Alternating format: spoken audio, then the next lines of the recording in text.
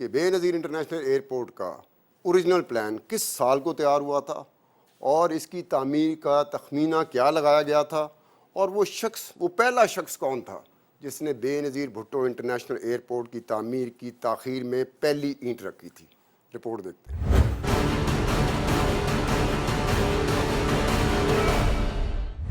عمومی طور پر لوگوں کے ذہن میں ایک بات ہے کہ بے نظیر انٹرنیشنل ایئرپورٹ کی تعمیر کا آغاز جنرل پرویز مشرف کے دور میں ہوا اور آج تک تکمیل کے مراحل سے گزر رہا ہے، لیکن بہت کم لوگوں کو اس بات کا علم ہے کہ اسلام آباد ایئرپورٹ کی پہلی فیزیبلٹی رپورٹ 1984 یعنی کہ 31 سال پہلے تیار ہوئی تھی۔ غیر ملکی امریکی اور فرانسیسی کمپنیوں نے پاکستان میں موجود 42 ایئرپورٹس کا معائنہ کیا۔ معائنہ کرنے کے بعد پاکستان کے 3 ایئرپورٹس جن میں کراچی، اسلام آباد اور لاہور کو مستقبل کی ضروریات کو مد نظر رکھتے ہوئے وسعت دینے کا فیصلہ کیا گیا۔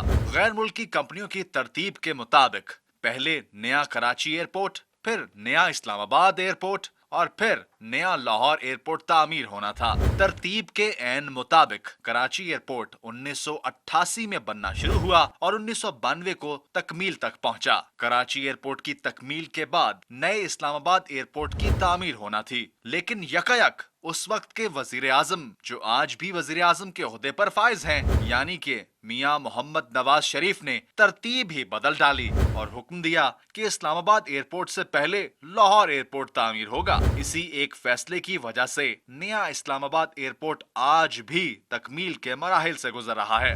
میاں محمد نواز شریف وہ پہلے شخص تھے جنہوں نے بے نظیر انٹرنیشنل ایئرپورٹ کی تعمیر میں تاخیر کی بنیاد رکھی۔ اسی طرح سے 1984 میں بننے والی فیزیبلٹی رپورٹ کے مطابق اسلام آباد کے نئے ایئرپورٹ کی تعمیر کی لاگت صرف اور صرف 1 ارب 26 کروڑ لگائی گئی تھی، جو آج 31 سال گزرنے کے بعد 85 ارب تک پہنچ چکی ہے۔